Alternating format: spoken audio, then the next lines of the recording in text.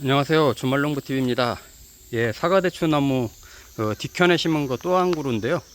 지금 오늘 이제 사과대추 결실된 것도 좀 보면서 사과대추를 좀 더 크게 만들려고 지금 나왔습니다. 이제 이게 무슨 소리냐면요. 이 사과대추가 이렇게 열리고 나면 이제 굉장히 많이 수정이 됐죠. 이제 그러고 나서부터는 이제 사과대추니까 좀 키워야 되잖아요. 사과대추이긴 한데 어떨 땐 보면은 복조대추처럼 작은 경우도 있거든요. 그렇지 않고 좀 왕호두만하게 좀 굵게 만들려고 합니다. 어떻게 해야 되는지 오늘 좀 보여드리려고 하고요. 자, 우선 이렇게 이제 좀 수정이 돼서 다닥다닥 좀 열려 있는데, 제가 전에도 말씀드린 것처럼 이렇게 수정돼서 다 열렸다고 해서 얘네가 다 이렇게 끝까지 수확할 때까지 있는 게 아니다 라고 말씀을 드렸습니다. 왜냐면요, 이렇게 이제 많이 열렸다고 하더라도 이 열매순 하나에서 서로 또 경쟁을 해가지고 큰 애들이 크고 작은 애들은 도태된다고 했어요. 이런 애들은 도태되는 거예요. 벌써 이렇게 보면 건드리면 떨어지죠. 그런 것처럼 서로 이제 여기 안에서도 잘 먹고, 예, 영양분 잘 빨아먹고 햇빛 잘 보고 튼실한 애는 크고, 그렇지 않은 아이들은 도태돼서 떨어지기 마련입니다. 어차피 이게 그렇게 돼야 또 사과대추도 커요. 이게 다 열린다고 생각해 보세요. 이게 여기 한 줄기에서 다 열리면 영양분도 뭐 굉장히 신경을 써야 되고 나무 스세도 굉장히 좋아야 되는데, 통상적으로 아무리 그렇게 잘하려고 해도 그렇게 안 됩니다. 얘네가 이 본능이기 때문에 여기서도 얘네가 어느 정도 클 애들만 남겨놓고 떨어질 거예요. 자, 그러기 앞서서 이제 제가 참 재밌는 거 이제 하나 보여드릴게요. 이게 이제 사과대추 나무가 이렇게 이제 키우다 보면, 특히 이제 이렇게 비가 많이 오고 또 이제 날이 선선해지고 그러면 이 열매순이요. 이 열매순이 끝도 없이 자랍니다. 계속 자라요. 보세요. 계속 자라고 있죠. 이것도 계속 자라고 있어요. 그러다 보니까 이제 지금 3차 개화가 이제 다 끝났어야 되는데 아직까지도 꽃이 피고 수정이 되고 그런 애들도 있습니다. 자, 수정이 안 됐다고 하면은 이 앞에가 수정이 전혀 안 됐다고 하면은 꽃이 피는 거를 굳이 딸 필요는 없죠. 하지만 지금 이렇게 열매가 수정이 된 이후에는 이 열매순의 끝순을 잘라줍니다. 이렇게 가위를 갖고 다니면서, 아니면 손톱으로 하든지 이렇게 끝을 순치기를 해주는 거예요. 열매 순치기.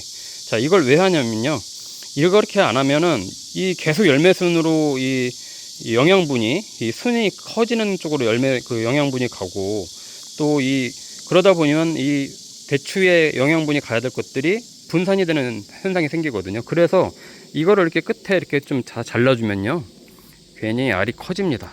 예, 재밌습니다. 이렇게 해서 한번 해보세요. 한번 시간이 되면 뭐 저처럼 이제 시간이 조금 있을 때 이렇게 끝에 이렇게 순마금을 해주는 거죠. 이러면은 이게 확실히 효과가 있거든요. 안 하는 것보단 좋아요. 하지만 뭐 이거를 굳이 뭐 해야 된다라고 말씀까지 드리지는 않지만, 하면 확실히 이 붙어 있는 알이 굵어진다. 더 이상 이 순이 이제 이 열매 순이 커가는 쪽으로 가질 않고 이제 여기에 붙어 있는 열매한테 이제 영양분이 집중이 될 거라서 이거를 잘라주는 겁니다. 이게 지금 비 소식들이 계속 있어요. 이게 여름이 지났어도, 장마철이 지났어도 태풍도 올 수 있고 계속해서 또 뭐 간간히 계속 비가 오는데, 그러다 보면 열매순들이 끝도 없이 계속 자라거든요. 이거를 이제 안 크게 이렇게 좀 어떻게 보면 끝마금을 해주는 겁니다. 마지막 작업이죠. 저한테는 이제 대추 키우는 순치기의 마지막 작업입니다. 이렇게 더 이상 이제 이쪽으로 영양분 가지 말라고 잘라주는 거예요. 이렇게. 그러면 이제 이 현재 붙어 있는 대추한테로 모든 것이 다 집중이 됩니다. 자, 이거를 이제 저도 이제 하는 거예요. 저도 이제 시간이 좀 이렇게 여유 있으니까 대추나무 구경할 때 이런 가위 하나 갖고 다니면서 이렇게 보면서, 이거 보세요. 열매순이 너무 길잖아요. 이거 굉장히 길어요. 여기 또 꽃이 피고 있어요. 여기에 있는 애들 알을 키워야 되는데, 그러니까 대추를 많이 열리게 하는 게 좋은 게 아니잖아요. 굵은 대추를 좀 먹을 만큼 이제 키우는 게 중요한 건데, 너무 많이 이렇게 매달려도 영양분들이 모든 대추한테 갑니다. 그렇다고 저는 이제 전문 농사꾼은 아니기 때문에 알 섞기까지 하지는 않거든요. 그러니까 저절로 알아서 이제 클 애들 크고 떨어질 애들 떨어지게끔 하는 건데, 이 정도까지만 해주면 이제 알아서 얘네가 이 안에서 서로 경쟁을 하면서 큽니다. 그러니까 이 열매순 한 가지 안에서 서로 경쟁을 하게 해야 되는 거예요. 예, 이거 똑같습니다. 다 모든 거하고 똑같습니다. 서로 경쟁을 붙이는 거예요. 그럼 이 안에서 아이고 이게 잘라졌으니까, 여기서 이제 끝났으니까 이 안에서 이제 영양분이 갈 거 아니에요. 그러면 서로 이제 경쟁해서 클 애들 크고, 야 너는 너무 좀 부실한데 넌 떨어져, 그러면 이제 이렇게 밀어내는 거죠. 여기서도 세 개가 수정이 됐지만, 이렇게 세 개가 수정이 됐지만 아마 얘만 크고 나머지 두 개는 밀어낼 겁니다. 예, 그게 정상이고요. 안 그러면 얘가 조그매져요. 사과대추가 다 조그매지니까 키우는 거죠. 그렇게. 지금은 이렇게 다니면서 지금 이제 수정이 잘 되신 분들은 이렇게 가위로 이렇게 싹둑싹둑 끝에 열매순 끝순을 더 이상 안 크게 이렇게 좀 잘라주면 확실히 도움이 됩니다. 이렇게 수정 또 되잖아요. 필요 없어요. 지금은 이제 저 같은 경우는 이렇게 보세요. 끝에 또 수정이 되잖아요. 그래도 지금 붙어 있는 것만 해도 너무 많은데 이걸 어떻게 다 키우겠습니까? 그죠? 자, 이게 사과대추가 수정이 돼서 이렇게 다 매달려 있지만, 제가 이제 전에도 말씀드린 대로 정말 욕심 없이 키운다고 하면 이 열매송 하나당 한 두세 개씩만 열려도 이 전체적으로 500개 이상 수확할 수 있다고 했어요. 예, 대추나무 한 그루에서 이 500개에서 1000개 정도 사이는 충분히 수확을 하고 남습니다. 제가 이제 가지치기 했던 기준으로 한다고 하면, 보세요. 곁가지를 한 5개에서 6개 정도, 하나, 둘, 셋, 넷, 다섯, 6개 남겠죠. 여기 7개네요. 한 6개 있다고 치면 6개에서 또 열매순을 한 5개에서 6개 정도 나오게 한단 말이죠. 자, 그게 무슨 얘기냐. 이쪽에서 볼까요? 이걸로 볼까요? 자, 이렇게 이제 격가지가 나왔으면 열매순이 하나, 여기 둘, 셋, 넷, 다섯, 6개 나왔단 말이죠. 여기에서 한 열매순에서 대추가 2개씩만 열려도 여기가 몇 개예요? 예. 굉장히 한 10개 정도 되는 거예요. 여기서만 또 10개 나오는 거예요. 한 격가지에서. 근데 이 새송가지에서 5개 내지 6개 격가지를 키웠다고 하면 50개 되는 겁니다. 50개.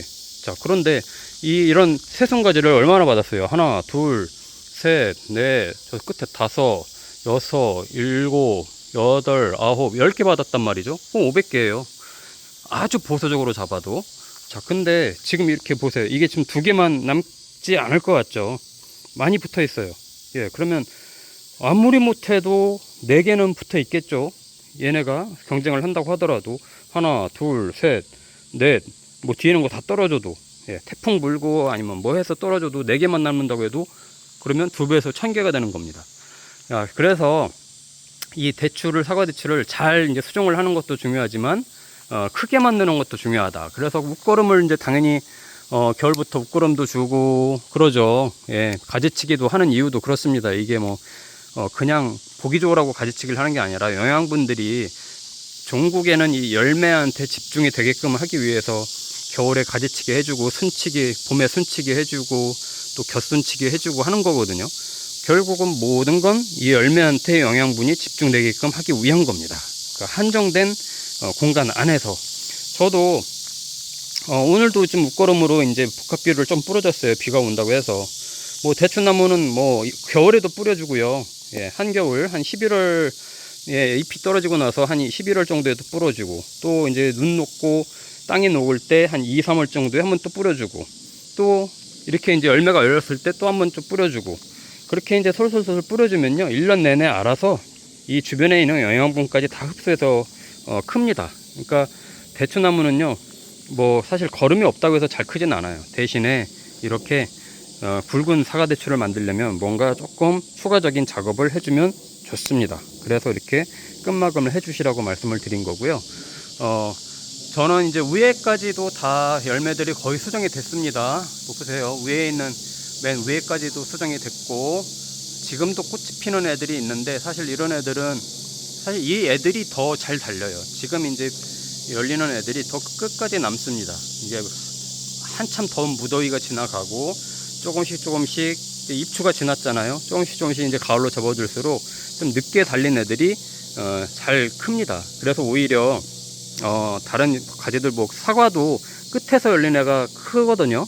앞에서 열린 애들보다는 뒤늦게 열리는 애들이 더 클 가능성이 높습니다. 하지만 지금 1차계와 2차계와 때 열린 이런 큰 사과대추도 끝까지 놔두면 굉장히 크게 먼저 1차적으로 따먹을 수 있으니까, 이 사과대추도 키워보신 분들 알겠지만 한 번에 다 익지 않습니다. 포도하고 똑같아요. 처음 이 수확해서 먹는 대추가 이제 생기고, 그다음부터 익을 때마다 순차적으로 이제 이 수확을 해서 먹게 되는데, 거의 한 달 정도 이상 계속해서 이제 익는 순서대로 이제 따먹게 되는데, 아마도 이렇게 이제 큰 애들, 먼저 이제 굵어진 애들은 먼저 따먹게 되겠죠. 그리고 지금 이렇게 늦게 수정되는 애들이 아무래도 끝까지 가겠죠.